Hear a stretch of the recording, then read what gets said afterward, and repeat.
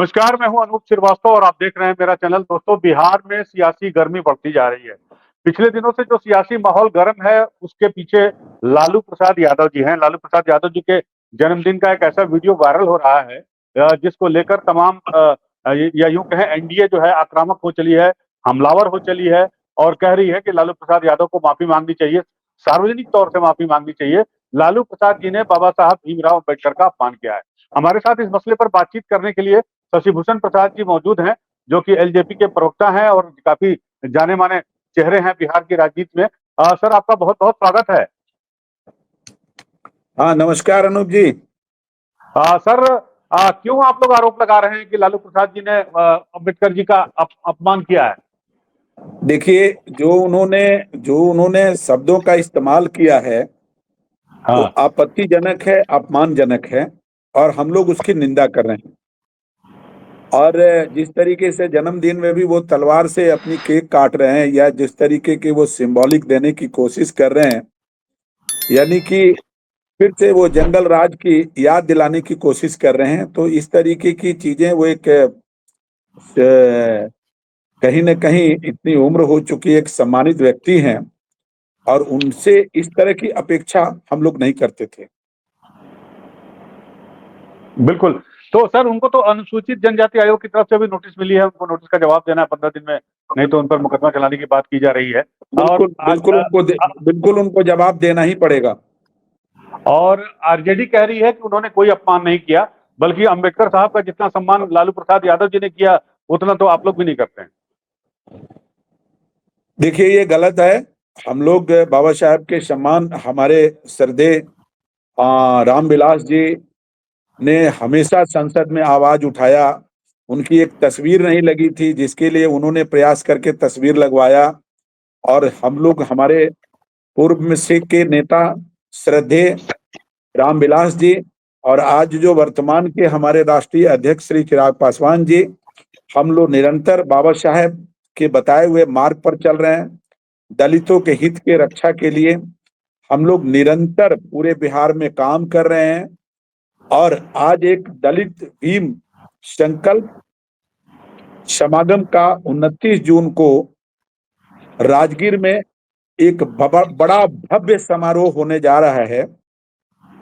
उसमें भी मुख्य उद्देश्य यही है कि दलितों को मुख्य धारा में जिस तरीके की सुविधाएं मिलनी चाहिए, चाहे वो शिक्षा का क्षेत्र हो, रोजगार का क्षेत्र हो या उनके साथ हो रहे जुर्म, अपराध, बच्चियों के साथ छेड़छाड़ और रेप की जो घटनाएं हो रही है, इन तमाम बिंदुओं पर 29 तारीख को हम लोग चर्चा करेंगे। हमारे राष्ट्रीय अध्यक्ष एक समागम के बीच सभी दलित, महादलित और पिछड़े, अति पिछड़े लोगों के बीच एक ऐसी समागम या कहिए कि एक सम्मेलन का माहौल होगा जिस माहौल में पूरे बिहार से जन जन से लोग भारी संख्या में उपस्थित हो रहे हैं और उद्देश्य ही है कि दलितों के मान सम्मान की रक्षा कैसे की जाए, बढ़ते हुए बिहार में उनकी भागीदारी कैसे बढ़ाई जाए। देश में आजादी जब से मिली उसके बाद से अभी वर्तमान सरकार को छोड़कर निश्चित तौर पर सभी दलों ने उनको वोट के लिए, वोट के नाम पर छलने का काम किया है। किसी ने उनको अभी तक कुछ नहीं दे पाया। हमारी अभी जो डबल इंजन की सरकार है, निश्चित तौर पे उसमें कुछ न कुछ उनके लिए काम हो रही है, लेकिन अभी बहुत काम करने की जरूरत है। इन्हीं सब बातों को ध्यान में रखते हुए हमारे नेता श्री चिराग पासवान जी 8 जून को जो एक सभा हुआ है, उसमें बिहार विधानसभा के चुनाव को लड़ने की बात भी जन जन के बीच रखी है। अपनी मंत्रणा दिया, अपने मन को उन्होंने कहा कि जो जनता की मांग थी, जो कार्यकर्ता का मांग था, उसको मैं स्वीकारता हूं और मैं बिहार विधानसभा के चुनाव भी लड़ूंगा और बिहार की राजनीति में सक्रिय भूमिका निभाऊंगा। और बिहार में जो बिहार फर्स्ट और बिहारी फर्स्ट का हमारा जो संकल्प है, उस संकल्प को अधिक से अधिक मूर्त रूप देने की मैं दृढ़ संकल्पता के साथ काम करूंगा।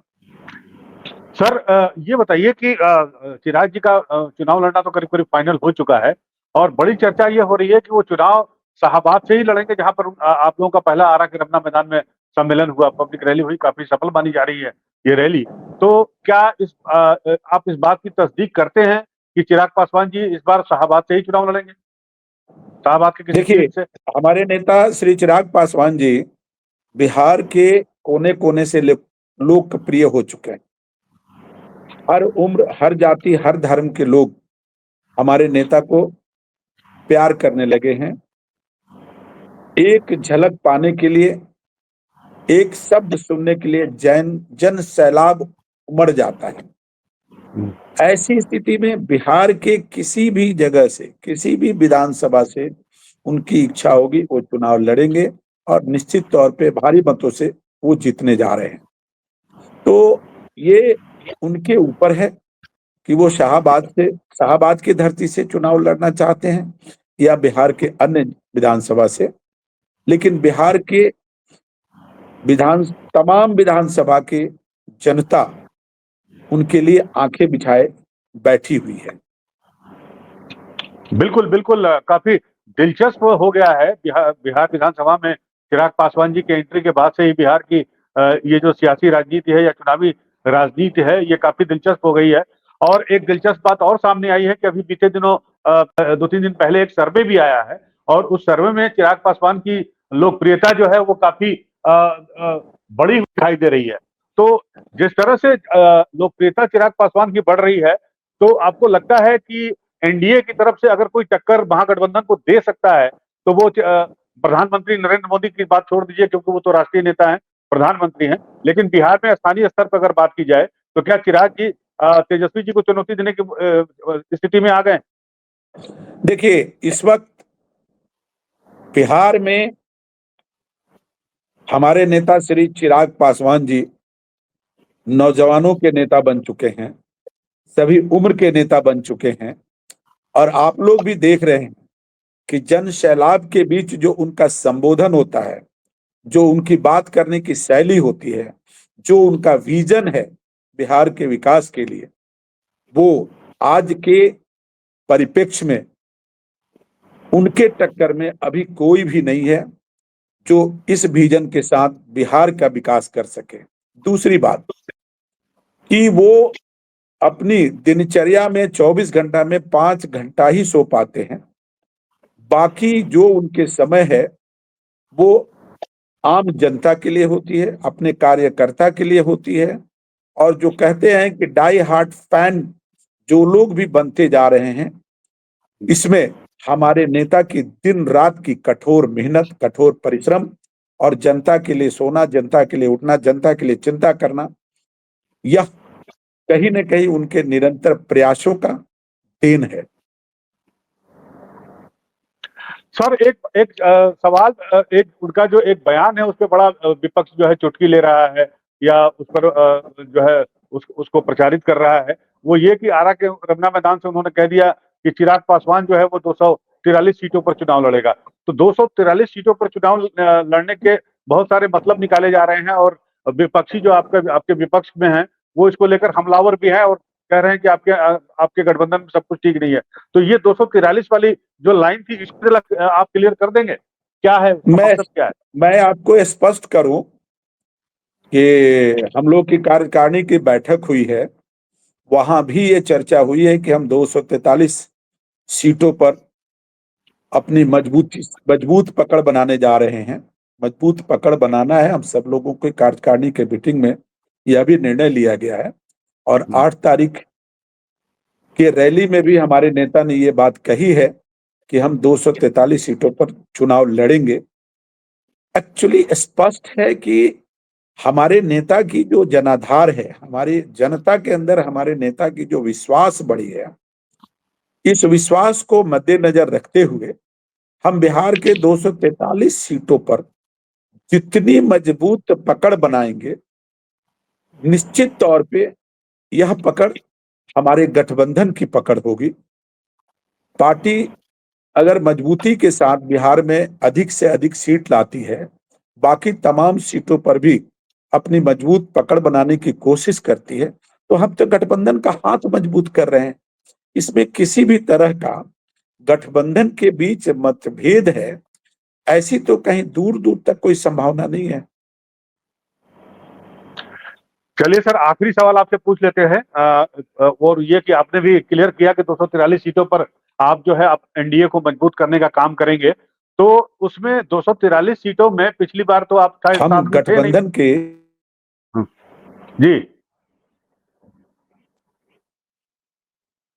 तो हाँ, सीटों का से हम बोलिए गठबंधन बोलिए। के इस वक्त बिहार में एक मजबूत स्तंभ बन चुके हैं, और हमारी जो मजबूत पकड़ है बिहार की जनता पर, एक जो हमारा विश्वास जो हमने जनता के बीच जाके बनाया है, वो तो हम कहीं न कहीं जो हमारी गठबंधन है, हम गठबंधन के जब साथ हैं तो हम गठबंधन का हाथ मजबूत कर रहे हैं, साथ मजबूत कर रहे हैं। तो इसमें किसी प्रकार की कोई टीका टिप्पणी या संशय करने की बात नहीं है। तो सर आखिरी सवाल यह है कि ये सीटें भी तो आपको मिलनी चाहिए, आपको अपना मजबूती से वो दमखम दिखाने के लिए, या अपनी बिहार फर्स्ट, बिहारी फर्स्ट के नारे को लागू करने के लिए। पलायन जैसे मुद्दे को इस बार आपने चुनावी मुद्दा बना दिया है, ये आपके पार्टी के और आपके पार्टी के नेता को ही श्रेय जाता है। तो उसके लिए भी तो आपको सीटें चाहिए, लेकिन अब सीटें मिलेंगी कैसे? 243 सीटें हैं, 100 सीट अगर बीजेपी और जेडीयू ले लेगी, तो आपके हिस्से में और बाकी आपके सहयोगी हिस्से में कितनी सीटें आएंगी? देखिए, हमारे राष्ट्रीय नेता, हमारे बाकी के शीर्ष नेतागण लगातार एनडीए के बैठक में शामिल हो रहे हैं। हम कह सकते हैं कि हम लोग तो एक मजबूत सिपाही हैं अपने पार्टी के, और जो हमारी जनता की जो इस वक्त मांग है, हम कार्यकर्ताओं की मांग है कि हम लोगों को अधिक से अधिक सीटें मिले। आशा कर रहे हैं कि एनडीए में हम लोगों की मांग को निश्चित रूप से पूरी की जाएगी, और हम लोग उसके बदले में बिहार से 100% चुनाव जीतकर हम लोग एनडीए के गठबंधन को मजबूत करेंगे। चलिए सर, और हमारी भी शुभकामनाएं आपके साथ, और हम कोशिश करेंगे कि आपका 29 तारीख का जो राजगीर का सम्मेलन है उसे भी हम अपने चैनल पर लाइव दिखाने की कोशिश करेंगे। साथ ही साथ आपने जो 243 सीटों पर चुनाव लड़ने की बात को लेकर जिस तरह से क्लेरिफिकेशन दिया, और आपने अपनी पार्टी का पक्ष जो है सामने रखा, हमारे दर्शकों के सामने रखा, आप आए, आपने समय दिया, सचिव भूषण जी आपका बहुत बहुत धन्यवाद, शुक्रिया। बहुत बहुत धन्यवाद अनूप जी, थैंक यू। आपको भी। Thank you sir. Thank you.